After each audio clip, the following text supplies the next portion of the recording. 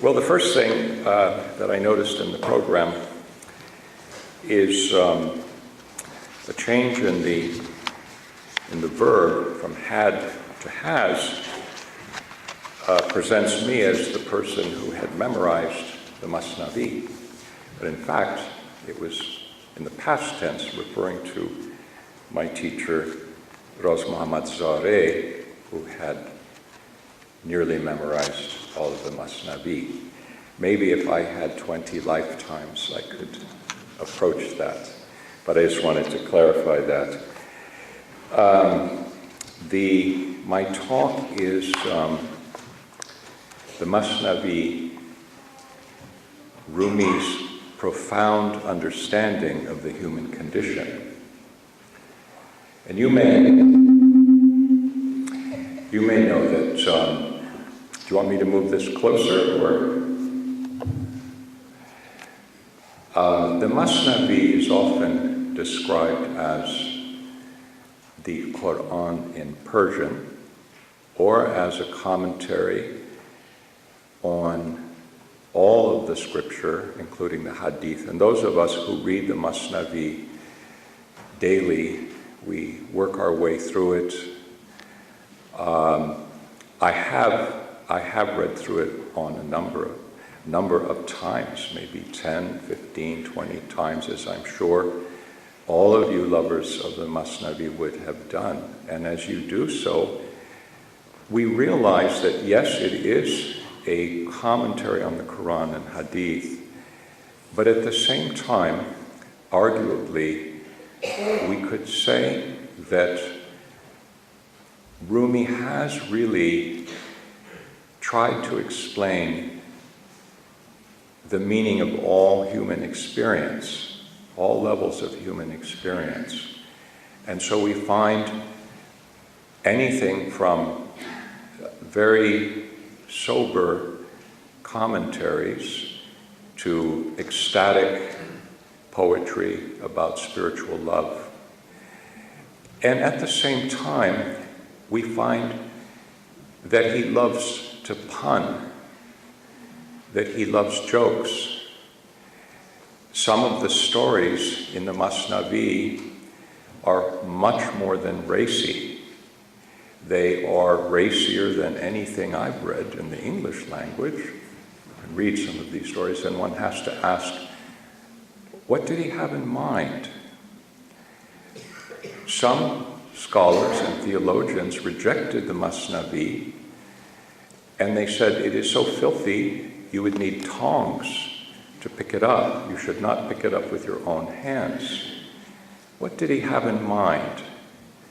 Maybe he not only wanted people to become more religious, but he didn't want them to become hypocrites or to feel higher or better than other people. Maybe he wanted to give us a book that was about the human experience, all levels of the human experience. And the first poem that I want to read to you is a translation. I looked for a while at the different poems that I like very much in the Masnavi, and I was trying to choose a poem for my friend, Leonard Lewison. And his widow is with us tonight, as we said earlier. And she hasn't heard the poem yet either, for one, but I tried to find something that had that human sensibility of profound friendship, connection, and so I'm going to read that to you first. Could I trouble you for a bottle of water?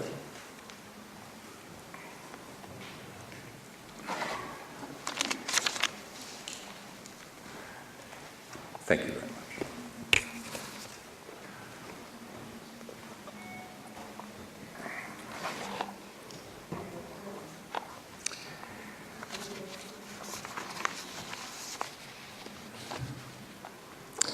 Love and imagination invoke 100 Josephs with greater magic than what fallen angels used, creating of memory your loved one's form, whose allure has you speaking to it, with ever so many disclosures of the kind that friends and lovers share. No form and no shape are actually there, yet so many words of, am I not? Yes, you are. Like the heartbroken mother when, at the grave of her child just taken, whispers her secrets with a passion that would animate lifeless stone.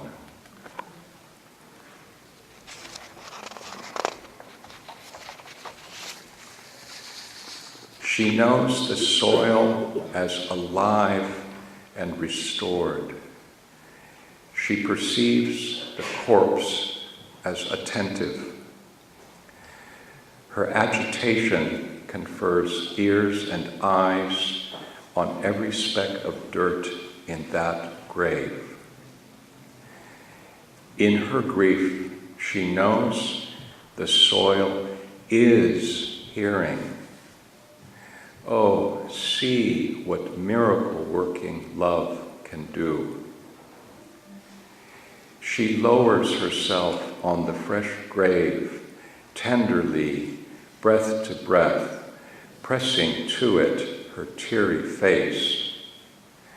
In life, she had never brought her face so close as she now holds it to her dear son. So there's an example of an aspect of human experience that is in the Masnavi that allows us to appreciate the sensitivity of his poetry in places. Some places it could be more dogmatic and religious. In most of the Masnavi, it is spiritual. And both speakers have brought up the image common in all of Asia at that time of the ocean representing reality. And Rumi is very fond of this image.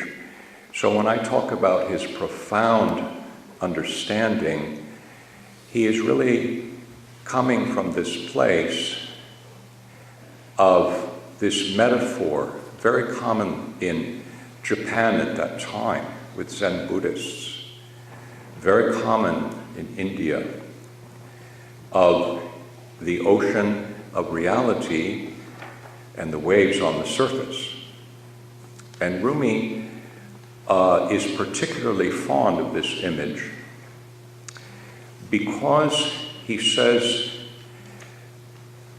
I love all of these stories. And as you know, he's using stories from the Quran, from Hadith, but he's using stories from India, Tales of Bitpai. He's using stories from the Far East, from North Africa. He's using any story that appeals to him at that moment that he can make use of. And he says, what I will do, I will use those stories and I will try to improve upon them. So in the case of this metaphor of the ocean and the waves, he realizes is that there is a convenient identity in the word.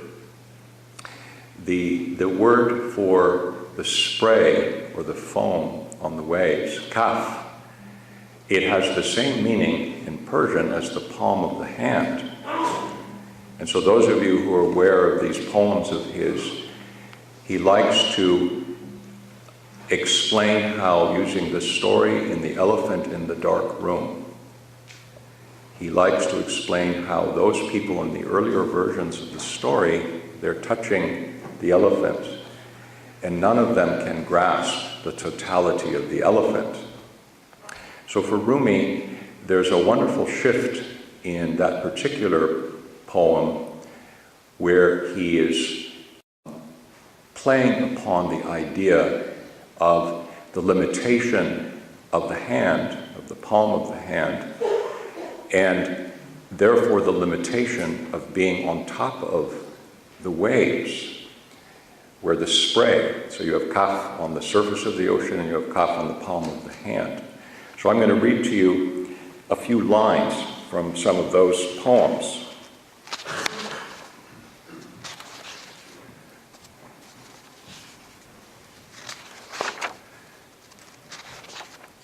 The thing that we do want to understand is that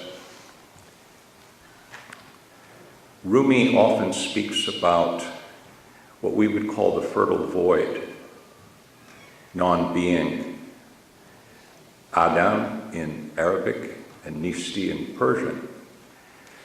And by that, he sometimes means it personally. A person becomes minus themselves and they encounter the love that Dr. Surush was talking about.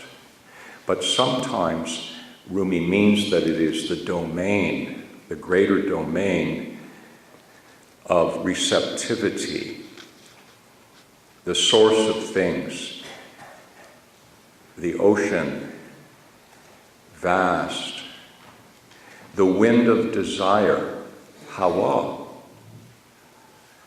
beautiful in Persian, not only the atmosphere, but the desire. Rumi is always aware of the relationship of words, synonyms, homonyms, tajnis, a lot of punning. And so what we see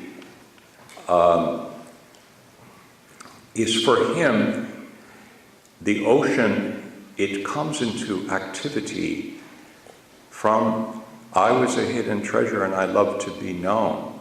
Hawa, the desire that starts this ocean of possibility, pregnant with possibility, brings it into agitation.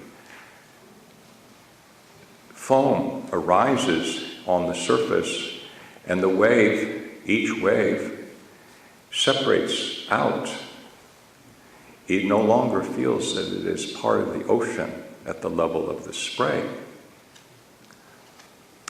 If it should dive within itself, it may find the water that makes up the wave. If it dives further, it may find that that water is the totality of the ocean. So the metaphor for Rumi is along those lines. But for us, in the English language, given the literature and poetry and such that we are used to, we could think of this best as the fertile void. So I'm going to give you a couple of selections of the example where he says, the eyes of the senses are like the palm of the hand. The palm of the hand cannot grasp the whole. The ocean's eyes are other than foam. Ignore the spray at the surface. See with oceanic eyes. The foam is surging day and night. You see the foam, but not the ocean. How strange. We are like boats tossed about on the sea, blind while sailing on a luminous ocean. You've fallen asleep in the vessel of the body. You've seen water peer into the water of waters. This vast water is what moves the waters. The Supreme Spirit that communes with all spirits. Moving from that stanza from Book 3 to Book 6. Dissolve the whole of your body in vision. Travel in vision, go in vision, only vision. Dar gudoz in jumlatan ra, dar basar, dar nazar ra, dar nazar ra, dar nazar. Now that you've heard of the sea of non-being, strive constantly to reach it and to abide there. When you see the dawn light, blow out the candle. When your eyes become penetrating, that's his light. That light sees the kernels within the husks. Inside of the atom, it sees the eternal sun. It sees all of the vast ocean within a drop. This is a small sampling of the kind of poetry that Rumi uses a great deal of. Metaphor of the ocean, the waves. If we go further, we can imagine the implicit energy, the inclinations within divinity that manifest as the divine names. Kulu yaumen huwa fishan, currents, so every day bringing on new forms, deep within the ocean, and the waves of desire, of I was a hidden treasure, blowing across, raising up the individual waves. So it's very beautiful. However, there is no particular metaphor that can capture the actuality completely, because the actuality is experience. So he makes sure to use other examples throughout the Masnavi. There's literally dozens of different examples. He says, Mochu kohim wasada dar mositus. Mochu naim wanawo dar mositus. He says, we are like the mountainside, but the echo coming from it is with you. We are like the reed flute, but the melody coming is from you. And he loves to use the image of the reed. So he says, Mochu Naim, because for him it means non-being. See? So it's the same as the opening of Masnavi, where he's using this image. So these are just a couple of ideas for us to think about in the West. All people, all beings, they're coming out of the fertile void. It's the origin. Returning there is to be free from the foam, the spray on the surface of the wave. Instead of falling badly in love, as Dr. Surush was explaining, one could fall into the wave, the water within the wave, into the ocean, you see, deeper and deeper into the ocean of real love. So there's this paradox, you see, where he was talking about the palm of the hand, and he's wanting us to understand the place of the senses, the position of the senses in his experience of spirituality and mysticism. So, at the end of the first example that I was giving you about the sea, he says, Hushra bigzar wa ongo hushdar. Gushra barband wa ongo gushdar. So he's explaining, give up your consciousness, your awareness, and become aware. Plug your ear so that you become hearing. So there's a movement from the senses, from the outer senses to the inner senses.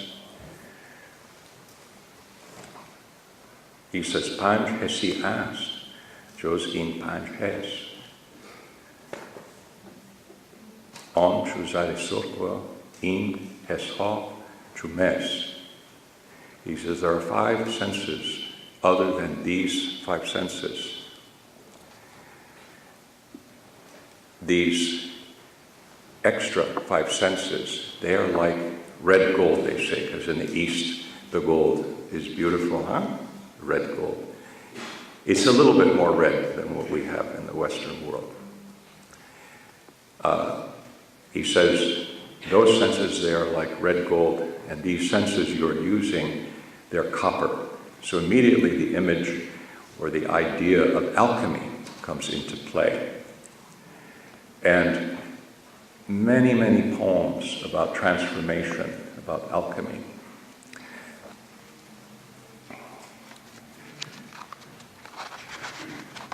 And because of time, I'm going to limit myself. But what I want to do is I want to now move to an example. Despite the range of the Masnavi, I don't know of any book in any language that has the range of the Masnavi. And nevertheless, we can be sure that it is informed for him by the Quran and Hadith. And whereas theologians may wish for you to move away from the fray of the waves, Rumi explains that all of life is connected and that you will necessarily be living in the domain of the waves and the ocean. And that would be actually a complete way for you to understand your fellow human. And but I wanted to pick a poem that I thought was also appropriate to our beloved brothers and sisters. We have, some of us, like myself, we are Sunni. Some of the people, they are Shia. How wonderful this beautiful diversity of our faith. How wonderful, Christians, Jews, all of us together, all bringing beauty and special facet of our gems. In this poem that I wish to read to you, he is commenting on a saying, and the saying is hadith from the Prophet Muhammad sallallahu alaihi wasallam, and he says, Man kuntu maulahu fa'aliyun karamalhu wajhu maulahu. He says, for whomever I am a protector, Hazrat Ali is also his protector. Okay? In this case, Maula means this idea, because in that culture you needed a protector. Hazrat Ali is the first person to stand up for Prophet Muhammad ﷺ and to defend him, you see? He is the fountain of Sufi spirituality. So among us, we are one people. And Rumi, the question was, what is Rumi today? Rumi is one of the figures who can bring us together, who can make us denounce, reject, strife,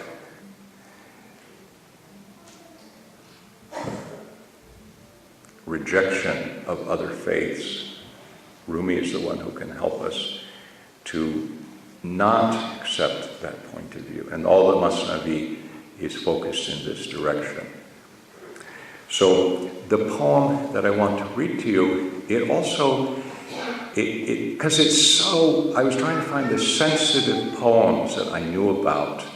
And that's the last poem I'm going to read to you because of time, but I want you to understand how beautiful it is. So A, it's based on his giving a commentary on this idea of whoever Prophet Muhammad is a protector for, Prophet Muhammad says, and Ali is also your protector. Okay, so that's the basis of this. Second point is the imagery is, again, this imagery is about water. And we have to imagine the Quranic verses he's referring to. So, in this verse, the verse goes, and on the earth there are tracts of farmland, and there are gardens of grape vines and grains and date palms, which are either single stalk, multiple stalk palms. They are watered by a single water. And we raise some above others in terms of their